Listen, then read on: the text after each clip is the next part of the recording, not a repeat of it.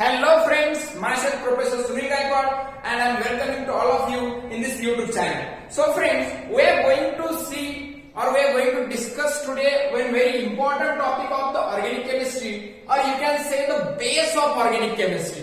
इसके बिना organic chemistry आगे बढ़ नहीं सकती और आपको कभी भी ऑर्गेनिक केमिस्ट्री में कमांड नहीं मिल पाएगा if you don't know about the some basic principle and technique of the organic chemistry. So please pay attention to this white board. तर चला लवकरच आपण यामध्ये बघूया की नेमकं ऑर्गेनिक केमिस्ट्री काय असतं, कसं असतं, त्याचं इंट्रोडक्शन बघूया, सुरुवात कशी झाली. या सगळ्या गोष्टी आपल्याला वन बाय वन कव्हर करायच्या आहेत आणि अगदी सोप्या भाषेमध्ये तुम्हाला जे कळेल अगदी त्याच भाषेमध्ये आपल्या ठिकाणी बघायचं आहे. जर तुम्हाला हा व्हिडिओ आवडत असेल तर लाईक करा, शेअर करा आणि सबस्क्राईब करा. Okay, so let's start with the introduction. Okay, तो first time the scientist Lamre in 1675, okay, scientist Lamre in 1675 classified the natural material, whatever the natural material we are getting from the nature. It may be from the plants, it may be from the animal, it may be from the minerals, whatever it is. जो nature से मिळता आहे, जे निसर्गापासून मिळते, जर classification केलं होतं Lemery in 1675, that is compound of mineral origin. जे कंपाऊंड मिनरल मधून मिळतात हे एक क्लासिफिकेशन झालं होतं. Second classification is what, compound of the vegetable origin. Vegetable सगळ्यांना माहिती, बरोबर, म्हणजे प्लांट पण एक प्रकारे प्लांट ओरिजिन एक असेल आणि लास्ट एक compound of the animal origin, म्हणजे एनिमल पासून मिळणारे कंपाऊंड. तर अशा प्रकारे पूर्ण नेचर मधून जे काही कंपाऊंड तुम्हाला मिळतात, whatever the compound you are getting from the nature, that compound are classified into three types, that is from the obtained from mineral, obtained from vegetable and last one is the obtained from the animal. तर या सगळ्यांचं classification अशा प्रकारे केलं होतं. Next in 1784 Leviezer showed that what Leviezer show that compound obtained from vegetable and animal contain the carbon and hydrogen as the main constituent element. Along with this carbon and hydrogen, phosphorus and nitrogen also present in the compound obtained from vegetable and animal. Okay, तर हे कुणी सांगितलं, लिवायझरनी कधी 1784. आणि त्याच्यानंतर आला होता बर्झेलियस. बर्झेलियस शास्त्रज्ञ कधी आला होता? बर्झेलियस नावाचा सायंटिस्ट 1807 मध्ये, आणि त्याने दिली होती व्हायटल फोर्स थेरी. काय दिलं होतं? Vital force theory. According to Berzelius, one kind of vital force is required for the preparation of organic compound. Organic compound जर तुम्हाला बनवायचे असतील, तयार करायचे असतील, बनवायचे असतील म्हणण्यापेक्षा बनत असतील, so behind that organic compound one vital force, एक नैसर्गिक शक्ती, एक दैवी शक्ती त्या ठिकाणी तुम्हाला त्या ठिकाणी लागेल. त्याशिवाय ऑर्गॅनिक कंपाऊंड तयार होऊ शकत नाही. And according to Berzelius, organic compound are only obtained from the plant and animal. बरोबर आहे, म्हणजे प्लांट आणि एनिमल पासून जे कंपाऊंड मिळतात त्यांना ऑर्गॅनिक कंपाऊंड म्हणतात. अशी डेफिनेशन कोणी सांगितली होती? बर्झेलियस. कोणी सांगितली होती मित्रांनो? Berzelius. That theory is called as vital force theory. Under this theory, he told that the compound which are obtained from plant or animal, they are only called as organic compound, or we are not able to synthesize or prepare the organic compound in the laboratory. म्हणजे काय? जे plant पासून मिळतं किंवा जे animal पासून मिळतं तेच ऑर्गॅनिक कंपाऊंड असेल. नॅचरल एक त्या ठिकाणी पॉवर असेल जी ऑर्गॅनिक कंपाऊंड बनवते, आणि आपण लॅबोरेटरी मध्ये ऑर्गॅनिक कंपाऊंड बनवू शकत नाही. कोणी सांगितलं? बर्झेलियसने. कोणी सांगितलं? बर्झेलियस. असं त्यांनी सांगितल्यानंतर पुढच्या क्षणाला एक सायंटिस्ट जो होता त्या ठिकाणी त्याला राग आला की असं कसं म्हणू शकतो तो, मी तर म्हणू शकतो, बरोबर आहे. मग आपल्याला त्या ठिकाणी मॉडर्न डेफिनेशन काय पाहिजे? Modern definition what is mean by organic compound किंवा ऑर्गॅनिक केमिस्ट्री. त्याआधी बघूया त्या ठिकाणी की एक भोला नावाचा शास्त्रज्ञ होता, एक सायंटिस्ट होता. त्याने काय केलं? Ammonium cyanate. बघा मित्रांनो, नीट लक्ष द्या. अमोनियम सायनेट NH4CNO, हा अमोनियम सायनेट घेतला, त्याला लॅबोरेटरी मध्ये दिलं, नंतर 2 कानफडात दिला, त्याच्यात त्यापासून युरिया बनवला. असं नाही झालं, अमोनियम सायनाइड घेतला, लॅब मध्ये घेतला, त्याला हीट केलं. काय केलं मित्रांनो? हीट. प्रयत्न करा ना, प्रयत्न करायला काय प्रत्येक वेळेस भरपूर वेळेस होता आपल्याला सांगितलं असं ते होतच नाही बाबा, ते होत नाही, त्याला डोकंच लावू नको, तुझी कॅपॅसिटी नाही, बरोबर आहे, तू आपला इकडेच राहा, बरोबर आहे. ते होत नाही बर्झिलियसनी पण तेच सांगितलं, एक नैसर्गिक शक्ती लागते, दैवी शक्ती लागते, असं लागतं तसं लागतं. त्यामुळे कुणी काय झटणा गेलं कुणाला ऑर्गॅनिक कंपाऊंड बनवायचं तर विचारच नाही केला. बनतच नाही तर बनवायचे कशाला, बनतच नाही तर बनवायचे कशाला असा विचार घेऊन कोणी जवळपास त्याकडे गेलं नाही. पण होलार नावाचा एक शास्त्रज्ञ होता, त्याने डेअरिंग केली आणि त्याने काय केलं? अमोनियम सायनाइड घेतला, त्याला लॅब मध्ये नेला, बरोबर आहे, आणि लॅब मध्ये नेऊन त्याला हीट केलं तर त्यापासून युरिया मिळाला. आणि जर तुम्हाला मित्रांनो आठवत असेल किंवा माहित असेल, हा अमोनियम सायनाइड इनऑर्गॅनिक कंपाऊंड आहे. कसा आहे?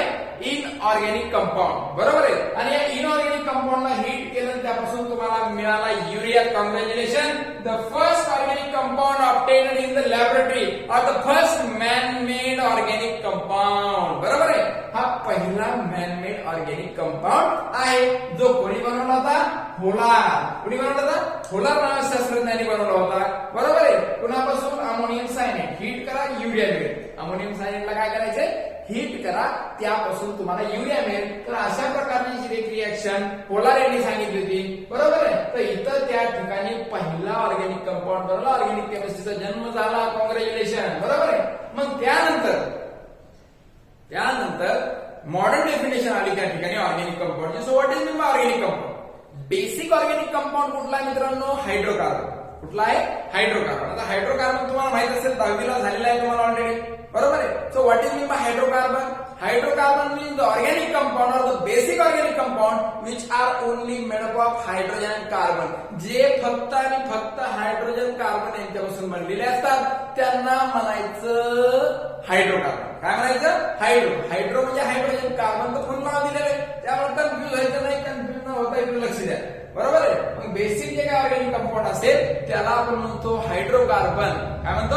Hydrocarbon. But we are obtaining the many derivative of the hydrocarbon and they are also organic compound. पण आपण हायड्रोकार्बनचे भरपूर डेरिव्हेटिव्ह बनवलेले असेल, ते पण ऑर्गॅनिक कंपाऊंड आहे. पण we can say that the hydrocarbons and their derivative are called organic compound. Hydrocarbon आणि त्यांचे डेरिव्हेटिव्ह यांना काय म्हणायचं? त्यांना म्हणायचं ऑर्गॅनिक कंपाऊंड. काय म्हणायचं? Organic compound. What is that organic compound? Hydrocarbon and their derivative. तुम्हाला डेरिव्हेटिव्ह काय टेन्शन आलं असेल, काय करायचं? आधी लॉकडाऊनचं टेन्शन, परत डेरिव्हेटिव्ह शब्द सांगितलं तुम्ही, काही नसतं मित्रांनो, घाबरायचं नाही. What is mean bye derivative? Derivative म्हणजे डिराइव्हड फ्रॉम, च्या पासून मिळवलेला. एखादी गोष्ट आपण मिळवली कुणापासून? बरोबर, एक्स वाय झेड कशापासून मिळवली? सपोज गम डिंक, बरोबर, गम हमको भी गम नहीं मारा, बरोबर है, तुमको भी गम नहीं मारा, इस गम को मार डालते हैं, इस ऑर्गेनिक केमिस्ट्री को आज खत्म कर देंगे, चलो pay attention on this. Okay, तर मग त्या ठिकाणी बघा, लक्ष द्या. मग इथं ऑर्गॅनिक कंपाऊंडची डेफिनेशन तर तुम्हाला कळालं त्या ठिकाणी. काय त्या ठिकाणी? Hydrogen carbon. आता डेरिव्हेटिव्हचा विषय चालला होता आपला. काय? Derivative. Gum is a derivative of tree. झाडापासून मिळते, त्यामुळे डेरिव्हेटिव्ह कशाचा आहे? ट्रीचा. Milk is a derivative of what? Buffalo, cow, pig, सगळे ज्यांना दूध येत असतात ते सगळे त्यांचं डेरिव्हेटिव्ह आहे, बरोबर. Milk is derivative of all this kind of animals, बरोबर आहे. नेक्स्ट शेण कोणाचं डेरिव्हेटिव्ह आहे? गाईचा, म्हशीचा, त्याचा डेरिव्हेटिव्ह डिराइव्ड फ्रॉम त्यांच्यापासून मिळालं, त्यांचं डेरिव्हेटिव्ह, बरोबर आहे. मग हायड्रोकार्बन आणि हायड्रोकार्बन पासून बनवलेले दुसरे कंपाऊंड त्यांना म्हणायचं डेरिव्हेटिव्ह ऑफ हायड्रोकार्बन. समजतंय? क्लिअर? ओके, चलो. मग नेक्स्ट ऑर्गॅनिक केमिस्ट्री म्हणजे काय? आता ऑर्गॅनिक कंपाऊंड बघितलं तुम्ही. ऑर्गॅनिक केमिस्ट्री म्हणजे काय?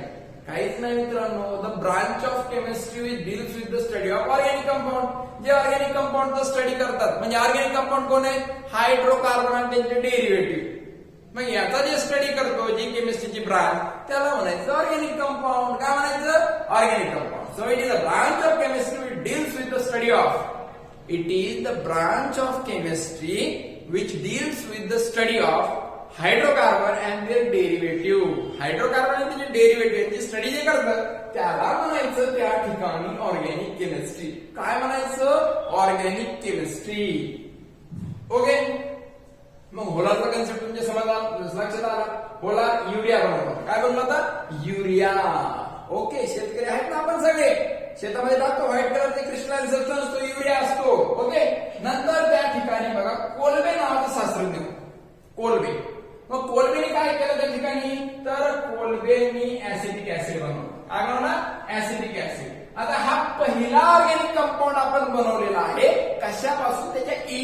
पासून. हा इनऑर्गॅनिक कंपाऊंडला हिट करून सगळ्यात पहिला जो बनला तो हा, पण एलिमेंट पासून पहिला ऑर्गॅनिक कंपाऊंड जो बनला होता किंवा कुणी बनवला होता, कोलवेनी बनवला होता. कुणी? Colway Colway Colway Colway. Okay, इथं बघ, मग इथं ऍसिडिक ऍसिड कोणता तो ऍसिडिक ऍसिड. तुम्हाला एलिमेंट म्हणजे काय, त्यांनी कार्बन घेतला प्लस काय घेतला, ऑक्सिजन घेतला प्लस हायड्रोजन, हे एलिमेंट घेतले आणि त्यापासून बनवला मित्रांनो त्या ठिकाणी ऍसिडिक ऍसिड. सगळ्यांनी व्यवस्थित लक्षात ठेवायचं आहे.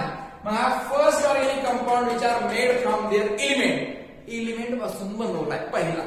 आणि सगळ्यात पहिला कोणता बनवला, युरिया. कशापासून? Ammonium cyanide. कुणी बनवला? होलार. नंतर हा कुणी बनवला? कोलबे. आणि दुसरा जो काय ऑर्गॅनिक कंपाऊंड आहे त्याच्या एलिमेंट पासून बनवलेला तर तो आहे मिथेन. काय मित्रांनो? Methane. Methane is the second organic compound prepared from there element by the Berthelot. पंचशास्त्र म्हणतो बर्थेलॉट. इथं तुमचा इकडे कोण आला? बर्झेलियस नंतर कोलवे नंतर बर्थेलॉट नावाच्या शास्त्रज्ञाने सगळ्यात पहिली बर्थेलॉट नावाच्या शास्त्रज्ञाने दुसरा त्या ठिकाणी ऑर्गॅनिक कंपाऊंड बनवला होता त्याच्या एलिमेंट पासून. कशापासून? एलिमेंट पासून. बरोबर आहे. त्यानंतर त्या ठिकाणी मित्रांनो हा हॉन्टॉफ आणि लेबल जो आहे त्यांनी कार्बनची टेट्राव्हॅलन्सी डिस्कव्हर केली होती. काय डिस्कव्हर केली होती? टेट्राव्हॅलन्सी. कुणाची? कार्बनची. कुणाची? कार्बनची. Okay, so all this is about the introduction. Next, carbon compound तुम्हाला माहिती आहे already. Large number of carbon compound are present in our surrounding. हे क्लोथ्स, कपडे कार्बनचे आहेत. बरोबर आहे. कार्बन नंतर त्या ठिकाणी प्रोटीन्स आहेत, न्यूक्लिक ऍसिड आहेत, अमायनो ऍसिड आहेत. कार्बन सगळीकडे कार्बन आहे. फूड, शेल्टर, मेडिसिन सगळीकडे कार्बन आहे. So large number of about 1 crore 10 millions of compound are present right now. All these are made of the carbon. Carbon पासून जवळपास 1 crore 10 million compound हे बनलेले आहेत.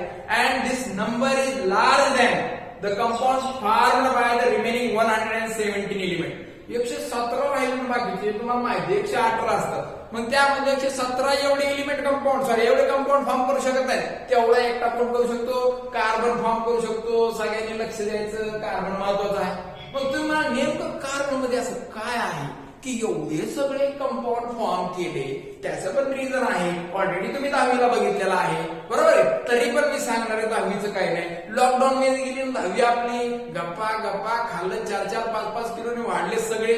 बरोबर आहे. तरी मी तुम्हाला सांगतो की त्या ठिकाणी त्याचे रिझन काय. सगळ्यात पहिलं रिझन कॅटेनेशन प्रॉपर्टी. काय मित्रांनो?